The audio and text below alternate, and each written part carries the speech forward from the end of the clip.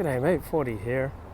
So take it from me, take it from my first-hand experience. Generally speaking, women don't want to date a guy who hosts a podcast or writes a blog or does stand-up comedy.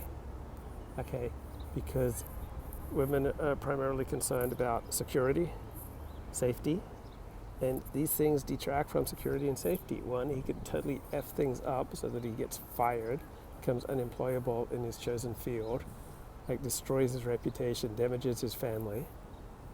Right? Those chances are high. So in all likelihood, the blog, the podcast, the live stream is going to detract from the safety and security that she wants to build. It's going to detract from his income and money-making opportunities and from his social standing and from his relationships with his family and friends and community. Because the odds are so high that he'll say something stupid. On the other hand, in that tiny chance that he becomes successful as a podcaster, that's going to take him away from her, right? His world's going to grow, right? The more people he meets, right, the more connections he makes, the more chances are that he'll screw around on her, right? Successful men very rarely are faithful to their wives. What type of men are faithful to their wives? Overwhelmingly, it's men who don't have substantial opportunities to be unfaithful, right? The more you have opportunities, right? These public podcasts are perfectly palatable, thank you very much. So the more opportunities that men have to stray, the more often men will stray. Also, for many men, probably most men, the only source of substantial female admiration they get in their lives is from their wives. And when women get into their 40s and 50s, they get pretty much tired of pumping out the admiration. So if a man takes up a blog or a podcast or a live stream, and he's any good at it, he's going to get admiration outside of her. And so her power over him is going to diminish.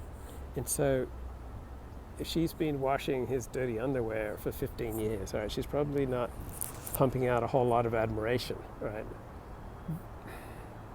I notice a ton of husbands are incredibly grateful for their wives, but with AI becoming more prevalent, will sex robots become almost human in some ways?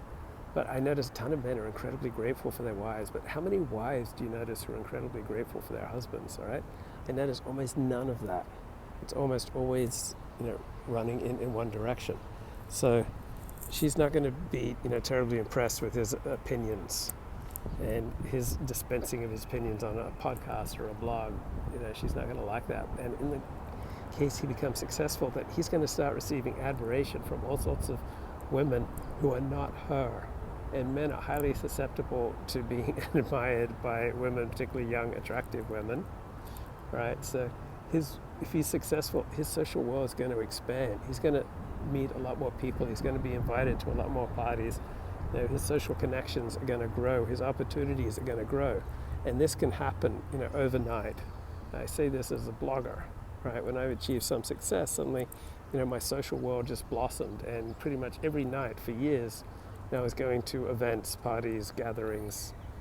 My social world just became quite rich, and it happened very quickly. And you can quickly rise to prominence with a blog or a podcast or a live stream if you hit on a particular niche, and you can develop a very intense relationship with your audience, and so your world is going to spin and change and expand, and she may very well feel left behind, jealous, resentful.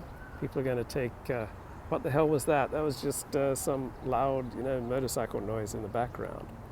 So either the blogging and the podcasting and the video live streaming is going to diminish his economic opportunities in all likelihood and his social standing, and be a disruptive influence on whatever life they build together, so that he possibly gets fired, brings the family into disgrace, right? That's the most likely option.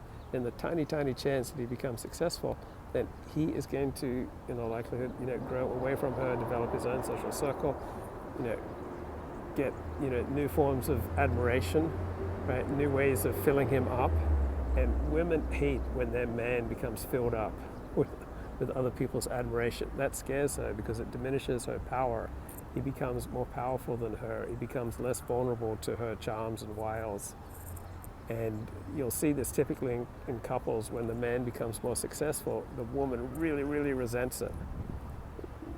Typical case point is Barack Obama and Michelle Obama. And so, very few men with opportunities, stay faithful to their wives. So just the podcasting, live streaming, blogging just creates all sorts of instability that women don't tend to like very much. Now, there can be exceptions if she respects what he's doing.